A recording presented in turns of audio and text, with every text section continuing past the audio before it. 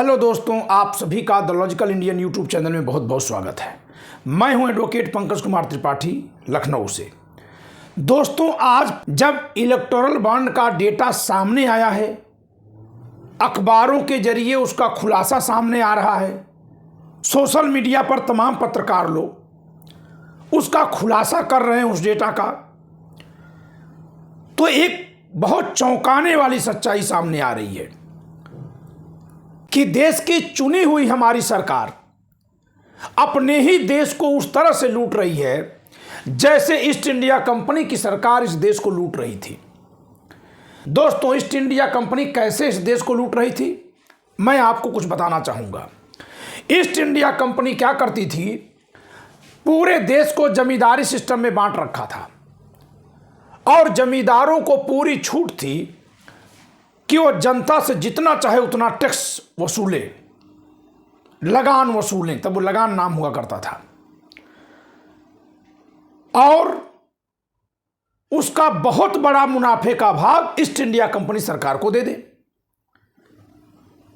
चलिए, वो तो तभी सरकार को दे रहे थे, लेकिन वो सरकार किसको दे रही थी? ब्रिटेन को, क्योंकि यहां जो सरकार थी वो केवल कठपुतली थी ईस्ट इंडिया कंपनी की। तो सारा धन चला जा रहा था ईस्ट इंडिया कंपनी के पास ब्रिटेन में। अब चलिए यहां आते हैं, आज की सरकार क्या कर रही है। आज की सरकार ने पूंजीपतियों को छूट दे दी, बिजनेसमैन को छूट दी और दबाव बनाया। न केवल छूट दी बल्कि दबाव बनाया कि तुम चाहे जितना मुनाफा लो, लेकिन मुनाफा लो, चाहे जनता कुछ भी कहे, तुम जनता से मुनाफाखोरी करो, अधिक से अधिक दाम बढ़ाओ, सामान को महंगे दाम पर बेचो, खूब मुनाफा लो, और ये मुनाफा लेकर हमारी पार्टी को चंदे के रूप में दे दो। पार्टी के चंदे के रूप में देने का काम कौन करवा रहा है? सरकार।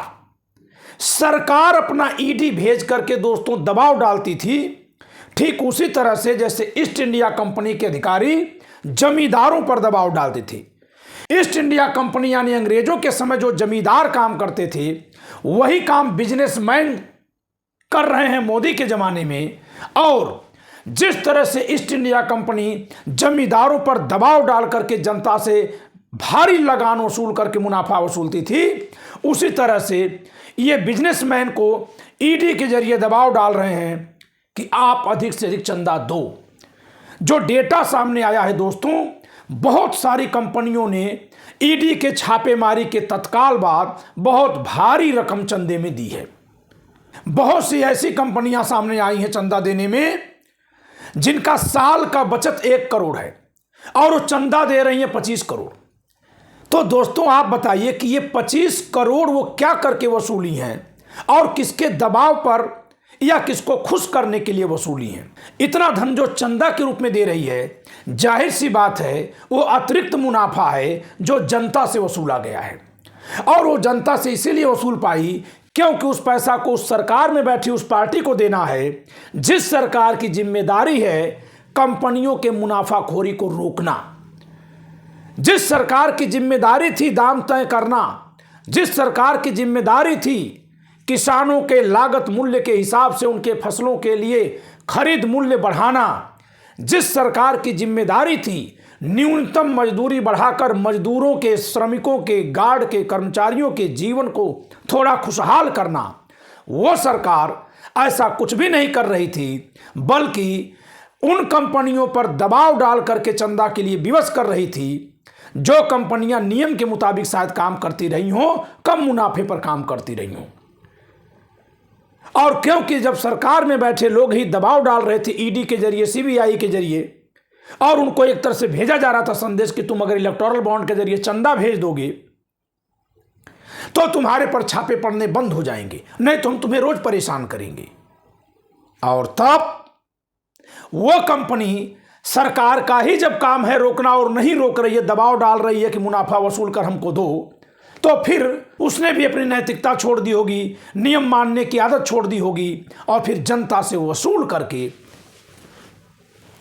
अब एक बात आप कहेंगे कि सर इसमें और इसमें एक अंतर है कि ये विदेशी शासक है, ये वहां भेज देगा। दोस्तों ये विदेशी शासक है तो ये भी तो विदेश में ही घूमते रहते हैं, और इनके जो दोस्त हैं उन लोगों के बहुत बड़े पैसे विदेशों में लगे हुए हैं।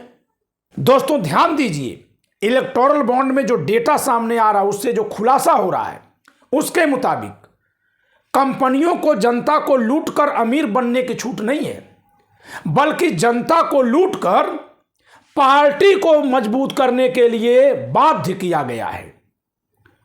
और जब पार्टी के पास पैसा जा रहा है तो हमारे प्रधानमंत्री जी इतना कपड़ा पहने, इतना कपड़ा बदले जितना आज तक आजाद भारत में सभी प्रधानमंत्री, राष्ट्रपति, सभी मंत्री मिलाकर नहीं पहने होंगे। इन पर कितने टन फूल बरसाए जाते हैं, वो कहां से आता है? इनके चुनावी सभाओं में जो इतनी लग्जरी व्यवस्था होती है वो कहां से आता है? जनता को लूट कर लाया जा रहा है। इसलिए दोस्तों इस सरकार में और इस सरकार में कोई अंतर नहीं है। एक और मैं इस सरकार पर आरोप लगा रहा हूं इस घोटाला के खुलासे के बाद कि जैसे ये डलहौजी की हड़प नीति भी अपनाई है मोदी सरकार ने। डलहौजी की हड़प नीति, डलहौजी की हड़प नीति क्या थी कि जिस राजा की अपनी संतान नहीं होगी, जो निसंतान होगा, उसके राज्य को ब्रिटिश भारत में यानी ईस्ट इंडिया कंपनी के राज में मिला लिया जाएगा। दोस्तों आप सब जानते हैं कि चाहे किसी को संतान हो या न हो, वो जिसका है वो जिसको चाहे उसको दे, यानी जो राजा है वो जिसको चाहे उसको पद दे दे, अपने भाई को दे दे, भतीजे को दे दे। लेकिन डलहौजी की हड़प नीति जो थी उसके मुताबिक जितने भी निसंतान राजा थे, इत्तेफाक से उस समय 3-4 राजा निसंतान थे, जैसे लक्ष्मीबाई के पति जी लक्ष्मीबाई, ये कई लोग जो है निसंतान थे। हमारे देश में परंपरा रही है बच्चा गोद लेने की, लेकिन अंग्रेजों ने नियम लगा दिया कि जिसके पास बच्चा नहीं है उसकी मृत्यु पर उसका शासन हड़प लिया जाएगा। ठीक उसी तरह से अगर पूंजीपति किसी पार्टी के पक्ष में इलेक्टोरल बॉन्ड जारी किया है और वो पार्टी 15 दिन के भीतर उस इलेक्टोरल बॉन्ड का पैसा कैश नहीं कराती तो वो पैसा पीएम केयर फंड में चला जाएगा, सरकार के पास नहीं जाएगा, वो पीएम केयर फंड में चला जाएगा। और पीएम केयर फंड का मालिक कौन है आज तक पता ही नहीं चला दोस्तों। इलेक्टोरल बॉन्ड से 100 गुना बड़ा घोटाला है पीएम केयर फंड। उसमें पैसा किसके कहने पर जनता ने दिया है दुनिया जानती है। जब ये 2-2 हजार किसानों को भेजते हैं तो ये भेजते हैं प्रधानमंत्री के नाते। आज जब अरबों अरबों रुपए इन्होंने ले लिया तब ये प्राइवेट कैपेसिटी में ले रहे हैं और उसका भी कोई हिसाब नहीं। दोस्तों इतनी ज्यादा भ्रष्ट सरकार आज तक आजादी के बाद नहीं हुई है, और न केवल भारत में बल्कि जहां तक मेरा ज्ञान है शायद ही किसी लोकतांत्रिक मुल्क में इतनी भ्रष्ट सरकार हुई हो। इलेक्टोरल बॉन्ड से जो खुलासा हो रहा है उसमें चंद्रचूड़ साहब की बहुत बड़ी भूमिका है, जिन्होंने बचाया लोकतंत्र।